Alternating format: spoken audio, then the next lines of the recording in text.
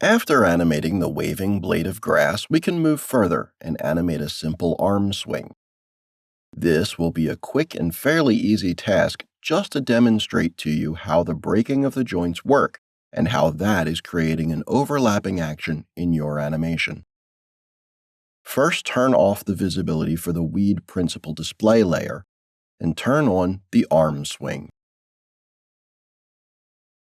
Here we have an arm facing the right side, and perhaps it would be easier to work if it was facing the left. So let's go to the Panels, Orthographic, and create a new back camera. Now our arm is facing the left side. Make sure you have the NURBS curves visible and that you don't have any keys on your timeline. If you do, delete them. Make sure your timeline is set to 24 frames. Now let's go to frame 1 and hit S. This will be the arm's first pose. We don't need to change anything, as well as the last pose will be the same. So go to the last frame and hit S one more time. Let's go to frame 12, select the shoulder control, and rotate the arm up. Here, select all the controls and hit S. Now we have our poses and 3 keyframes for the main action, which is the arm going up and down. This looks very unnatural right now, as you can see, because our arm is going straight from one pose to another.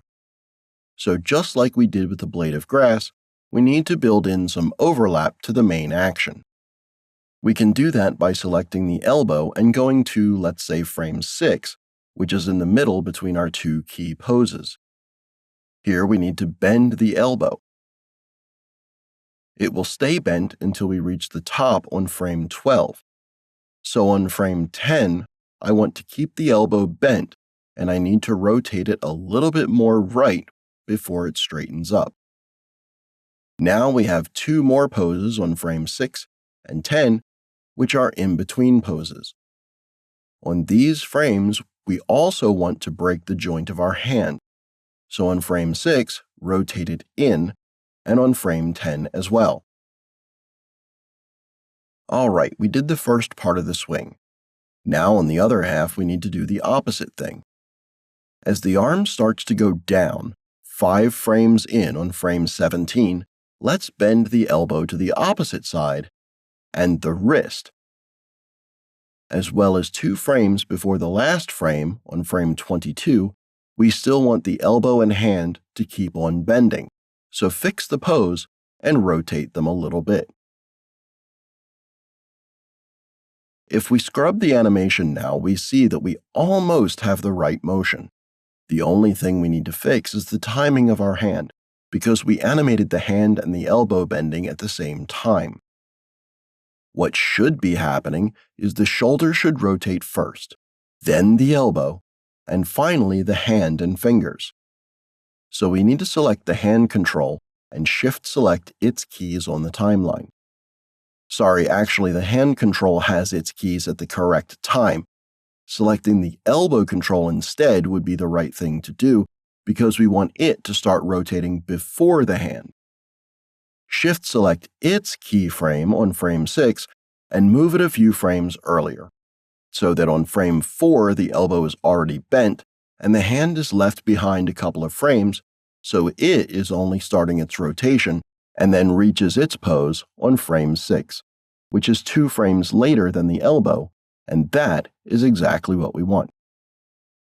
The same thing should happen here on frame 17. Select the elbow control, shift-select the keyframe, and bring it 2 frames earlier. So in 3 frames, our elbow bends in. Then in 2 more frames, the hand, and this should be the right motion. Let's check it. All right, I think this looks okay. If you want your hand to be even more flexible, you can add some rotation to your finger controls. So as our hand starts to bend on frame 6, we can rotate these controls in on frame 10 as well. Then on frame 17, Let's select the finger controls and rotate them out to the opposite side on frame 22 as well. You can change their timing if you want and bring their keyframe a frame later than the wrists, so you can play with that. Now the arm should have even more flexibility than before. We can check our hand's path of action as well. Select the top finger control, go to Visualize, Create Editable Motion Trail. Here we see that our arm, as it is swinging, is creating a sort of a figure 8 shape, which is what we want. So that was our arm swing exercise. And in the next lesson, we'll have our main assignment of this section to animate a full body turn.